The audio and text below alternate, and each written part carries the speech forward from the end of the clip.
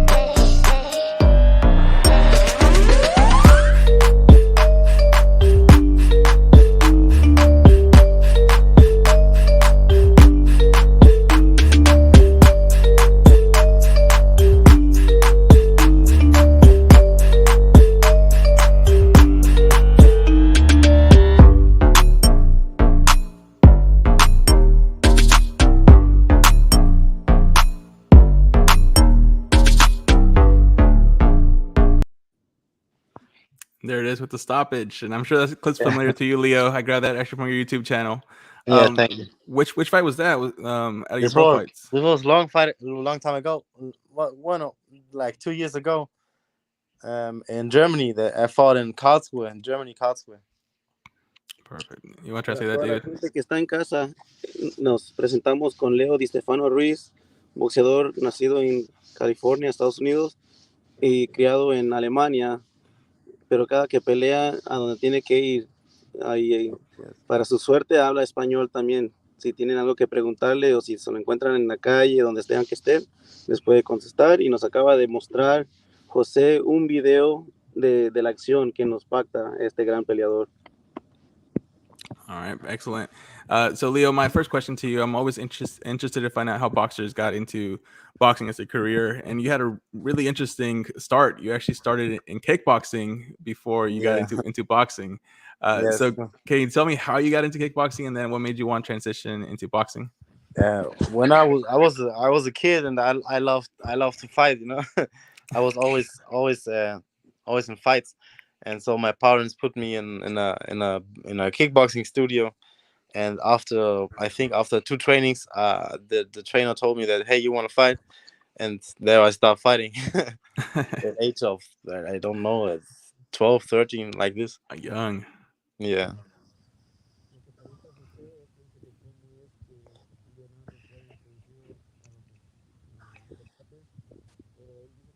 David, your audio is a bit low.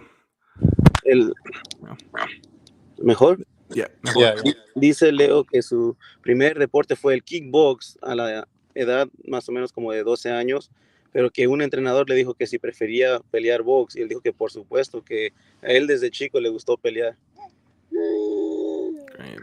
And then, David has his kid with them. I don't know, David, you want to show your kid on camera? Oh, sí, aquí tenemos al campeón aquí. El gran campeón. Hola. So, Leo, I know you have 2 kids and you're married as well. Can you tell me how big of a part your family has had in your boxing career? Yeah, I think for all people, the family is means all. Finally, we do all for the family, and but this is the hardest part of boxing for me because my family is here in Germany, and when I go to fight, I have to go to Mexico or to United States, and it's far away from my family, and it's make it difficult because the changes of hours, I can't talk to my family like 3 hours a day, and then they're gonna sleep, and I have all the day in front of me. That's tough. Yeah, trying to line up the time zone differences between each area is Yeah, definitely a challenge. And I want to talk to you a little bit about that. So I did look at your box rec that your pro career started in Germany, then Mexico, and then most recently you had your U.S. debut. yeah. Can you tell me of your experience in each fight, like each area? And my first 5 fights was in Germany, but the 4 fights of my fights in Germany are like I don't like to fight in Germany because they put me with opponents that was bad. Had nothing to do with boxing because they came and they don't know shit about boxing. So I don't like to fight guys like these. I, Hmm. I like I like fights because I'm a fighter and I like to fight, and I like when my opponents want to fight too. And Yeah. that's the reason why I moved to Mexico. I had family there too, and my uncle put me in some fights in Tijuana. They're tough fights. Sometimes the guys from United States think that Mexican fighters from Tijuana come to lose, but it's not like this. They're fighters with they come from bad neighborhoods, and they come with all, and they want to win because the next fight they want to earn more, and Yeah. they give all to win. They're not as talented, and though they don't have the training that we have in Germany or in the United States, but these guys come with all, and they give you fights. They promise they give you fights.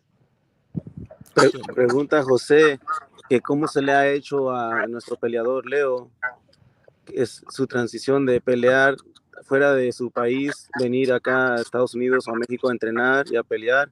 Dice que se le dificulta a Leo, que porque él extraña a su familia cada vez que está acá y no puede estar con ellos, que el tiempo se les hace difícil también para comunicarse. Otra cosa que pregunta José es que cómo es la diferencia de pelear, que cómo fueron sus primeras peleas, y que dice que él no le gusta pelear en Alemania, que porque no tienen mucho talento los prospectos que van subiendo allá, y que él le gusta más la acción que ha recibido desde que llegó a Tijuana, que le gustan los peleadores mexicanos que aunque no tengan la mayor capacidad, pero que vienen a pelear con todo, que no se rinden, y que los peleadores de Estados Unidos que entrenan muy fuerte, que están bien entrenados por ex peleadores y tienen un poco más de experiencia, pero que lo que le gusta a él es la acción dura, que es la que le presenta a la gente mexicana. And I think that's great for your career, Leo. Yeah, Mexico and the U.S. have definitely produced a lot of champions in the world stage. So great to kind of fight here. My next question for you is about your KO streak. So you're starting to develop the reputation of a knockout artist. yeah, Nine stoppages in your first 10 fights. yeah. I'm 11-0, but I did 5 fights in Tijuana, but they only put 4 fights on BoxRec. So Normally one of those doesn't count. 11, yeah, normally I'm 11-0 with 10 knockouts, but it is like it is. Yeah. See that helps the KO ratio even more. How Yeah. important is it to continue that and get the stoppage? For real, I never searched the knockout. No, I think I'm in the genes in my genes as the I have power from from from all time. I born with power, and I have the talent to knock someone out. I think that's my talent. There you go. Pregunta José, dice que le gusta mucho que el récord de Leo, que cómo es que cada pelea que hace casi la gana por la vía del knockout. Y Leo contesta que él le deben un knockout en su récord, que ha tenido un knockout que no lo han puesto en su récord, pero que él siente que la fuerza que él tiene por la genética de su familia es lo que le ayuda a tener esa fuerza para poder noquear al contrincante.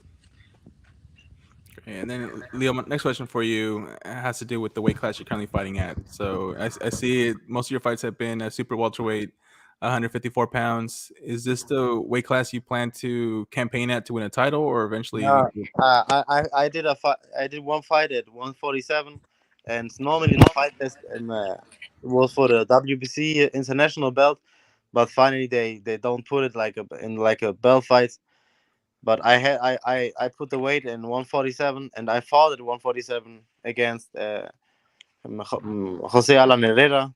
He's a good fighter. I stopped him in the fourth round. I think, yeah, the fourth round, and then in the future, I will fight at 147. Nice. That's a loaded division.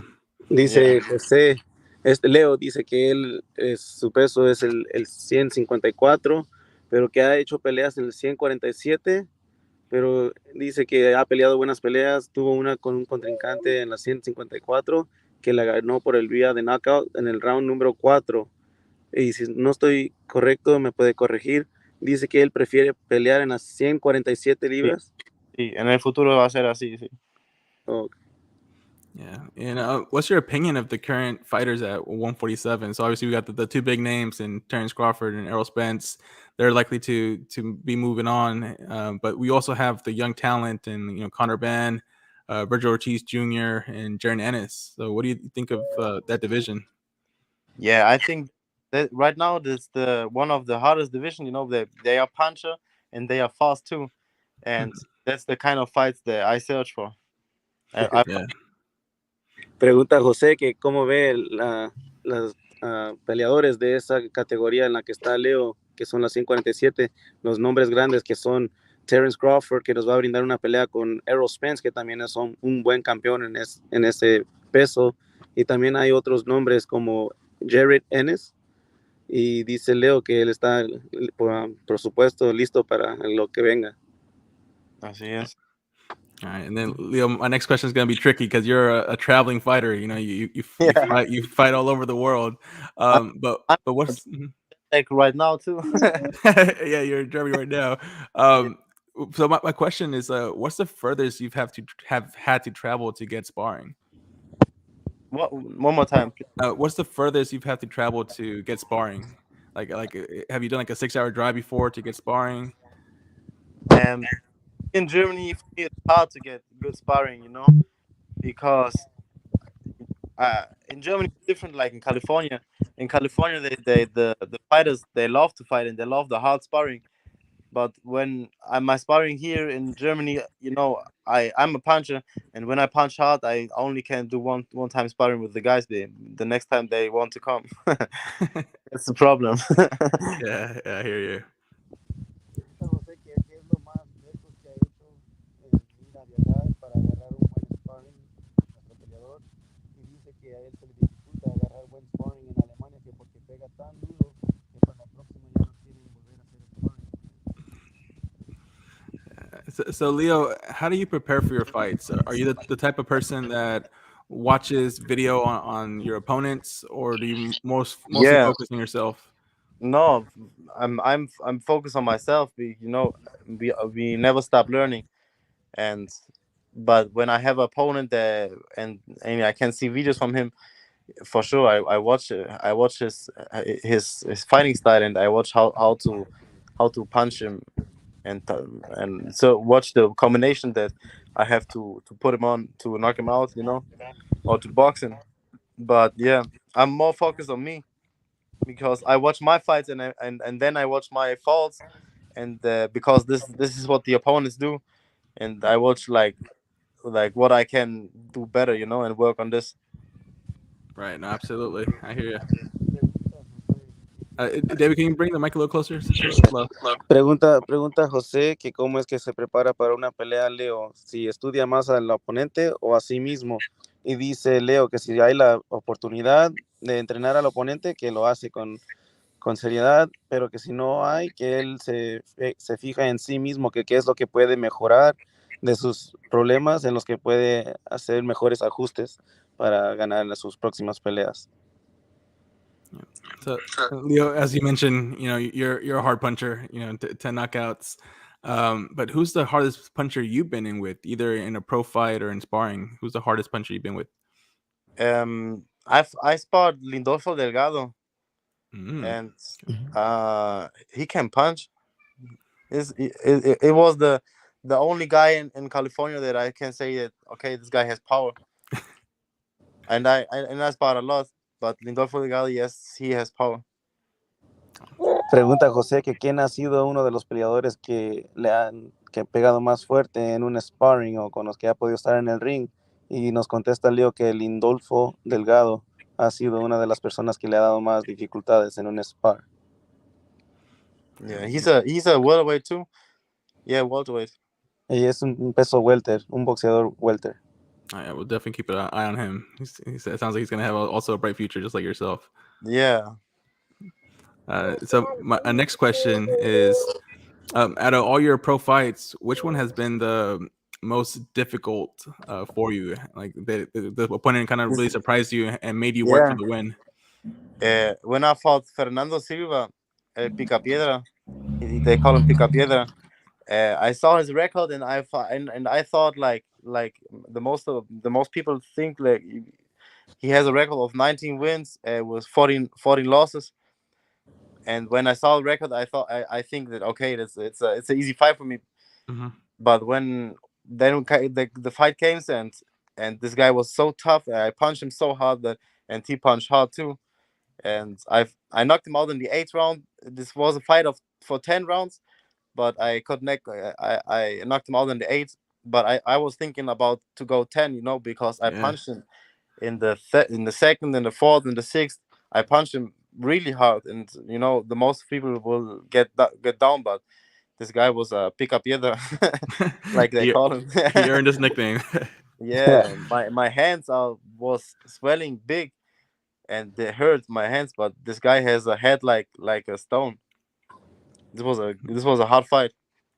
Pregunta José que quién ha sido de los más dificultades peleando en el ring en una pelea profesional, y contesta Leo que el Picapiedra Silva ha sido de los más difíciles, que porque también pega duro, pero igual tiene una cabeza tan dura que se le hace difícil para noquear.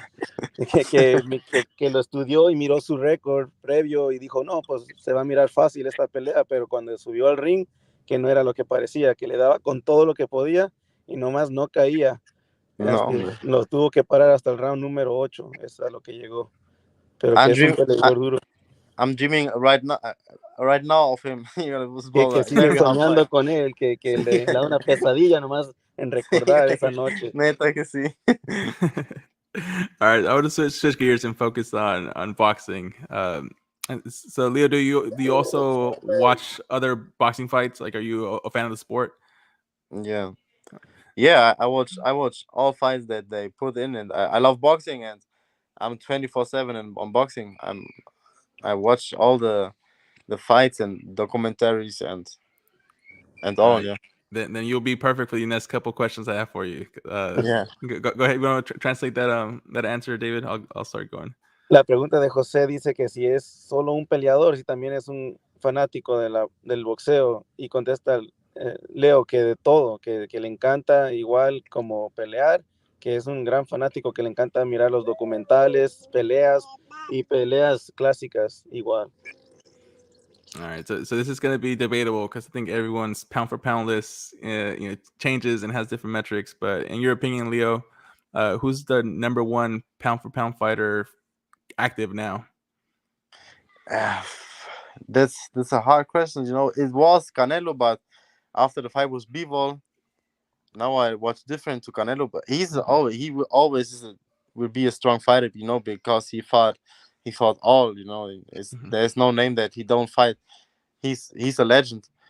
But right now, pound for pound, I saw Bam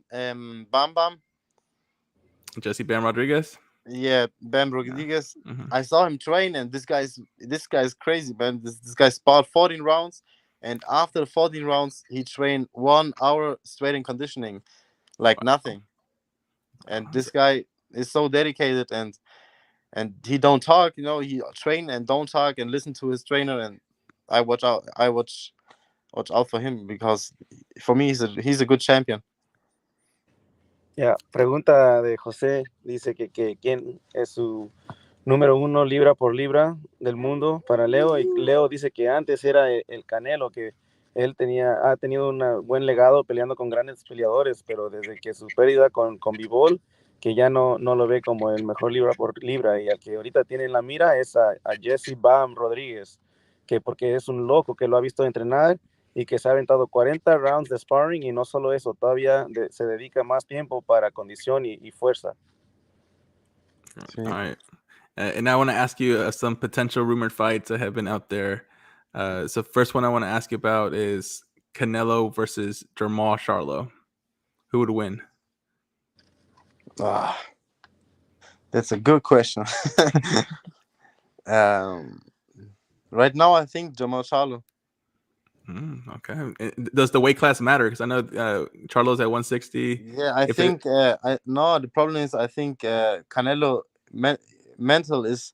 I think he's unbeatable. He think he's unbeatable, and he's too much in the sky, And yeah, one day they put in the streets too. yeah, and his confidence is low after the Bivol loss. You're right. Yeah, and right now he's talking too much trash, and this was not his style. And Mm-hmm. I think you have to be humble like you are, and he changes, Absolutely. Ya. Pregunta de José que cómo ve los rumores de una pelea entre Germán Charlo con el Canelo, y contesta Leo que él piensa que ya no es el mismo Canelo mentalmente desde la pérdida con Bivol, ya no tiene la misma mentalidad de confianza, y igual antes de eso que Canelo se sentía que nadie le podía ganar y que eso puede ser un problema, tal vez muy confiado llegar a una pelea y que lo sorprendan, y él dice que le da la pelea a Charlo si se enfrentan. All right, my next rumored fight, Deontay Wilder. He's coming back, and then we have Anthony Joshua fighting Usyk. Assuming that they both come back victorious, who would win at a Wilder versus Joshua? I think Wilder. Wilder. He's too crazy. At punch. Yeah, I think Fury's was his only kryptonite in that division. Yeah. El próximo rumor que pregunta José es cómo ves si es que se hiciera una pelea entre Deontay Wilder, que viene de perder con Tyson Fury, con como Anthony Joshua, después de pelear con Usyk, que si se realizara esa pelea, que quién piensa. ¿Y qué dice Leo? Que Wilder. Wilder is too crazy. Que está muy loco, y que con un solo golpe puede tumbar a cualquiera. Sí. All right, and then the last rumored fight I want to ask you about is Triple G versus Jaime Munguia. Who would win that one? Triple G. Triple G. La otra pregunta dice que quién ganaría entre una pelea entre Triple G con Jaime Munguia, y Leo todavía cree que Triple G todavía tiene mucho para rato al que se le ponga enfrente. Yeah, he has too much experience. La experiencia le ayuda. Perfect. All right. Well, switching back to you, Leo. Has your next fight already kind of been discussed, and is there a date in mind for that, or not yet? Yeah, I will go back on final September to my training camp, and then they will watch for a fight. Okay. Do you know if it's going to be in the U.S. again or potentially? Yeah. My next fight will all be in the U.S. Well, U.S. All right. So looks like you're here to stay and get the big scene here in the U.S. Yeah. All right. Perfect, dude. Y Leo dice que ya está esperando la próxima pelea y que cree que va a ser aquí en los Estados Unidos y que está listo para volver a regresar a entrenar. Excellent, Leo. We're looking forward to your next fight. I don't have any more questions for you, but I want to give the opportunity to, say anything, any message to your fans, anything people should know about, what Leo's all about. No, I would say thank you for all my fans. But I came the first time to the United States this time 3 months ago, and I came alone, and I don't know nobody, even my manager, even my trainer. I came and I doesn't know where I have to sleep. I came with nothing, with nothing, and then at the fight night, I was there in the stage, and I saw like hundreds people saying my name, and this means a lot for me. In 3 months, getting that fan base, and the guys they show me love, and this motivate me so much, and I hope we will be bigger and bigger. And I want to say thank you to all the guys. They support me, because I really came from nothing, and I'm a rich boy now. Rich in not in money, but in healthiness and for the fan love they give me, because Wow. I gave all for boxing. I changed my whole life for boxing. I led my family for boxing. That means a lot for me. Sí, claro. Ya, para la gente que no entiende o no sabe lo que dijo, dice que ¿Qué es algo que quisiera hacer para decirle a todos ustedes los que nos miran en casa o la fanaticada de él? Dice que les agradece mucho que él se le dificultó su primer vez venir aquí a los Estados Unidos y sin conocer ni a su equipo que lo maneja y ni al entrenador, que se le hizo muy duro, que no tenía ni dónde quedarse, que se quedaba en el gimnasio, pero que aprecia a toda la gente que 3 meses de conocerlo entrenando, que él llegó a la noche del ring, ya cuando iba caminando al cuadrilátero, que se emocionó, que toda la gente que no lo conocía muy bien, pero gritaban su nombre y que fue algo que lo motivó y que se siente un hombre rico, no de riquezas, sino de salud y que es muy agradecido con los fanáticos. Great memory, David. You can translate that word for word. Yeah. Well, Leo, it's a good translator, huh? Yeah, no, I think I'm gonna have to start paying him. Si me quiere contratar, Golden Boy, alguien, aquí estoy listo para trabajar. No, Gracias. I think David does a better job than some of the translators that we see on national TV. So yeah, I think so. Great. Well, Leo, thank you so much for your time. It was a pleasure to interview you. We look forward to seeing you rise up the ranks in the welterweight division and one day becoming champion. Thank you so much. Ya para la próxima, ya que lo veamos otra vez, ya nos va a enseñar sus títulos. WBC, Ring Magazine, todos. CMB. That's the dream. Muchas gracias por su tiempo, Leo. Ahí saludos a la familia. Gracias, igual. A tu hijo, ¿cómo se llama? Se llama Dylan Rafael Sánchez. Saludos, Dylan. que lo pases bien en toda la vida. Dice que va a esperar a tu hijo para que hagan sparring. Ah, no. Mejor que juegan tenis. Sí, golf. Poner más dinero. No golf, no life. Sí. No golf, no life. All right, Leo, have a great evening. Thank you again for joining us. All right. Gracias, Thank Leo. you. Cuídate, hermano. Saludos. Igual. Have a good day. You too. Take care. Bye. All right. Bye. All right, and that wraps up our broadcast as well. Thanks to everyone that's watching this interview. Thank you, David, for translating. You did a phenomenal job. If you're not following David already, go follow him on SportsNTunes Worldwide on YouTube. Also, SportsNTunes on Instagram. And in the banner, you can see where you can find Leonardo and follow his boxing career. As for me, I'm here. Hit the like button, follow the channel, and we'll catch you again tomorrow for another interview. No se les olvide mañana, mi gente, 5 p.m. Pacífico, tenemos a otro gran peleador del equipo Santa Cruz. Va a ser Anthony Too Quick Cuba, igual aquí para presentarnos. All right. Saludos Bye, David. a todos. Later, guys. Adiós. Adiós, José.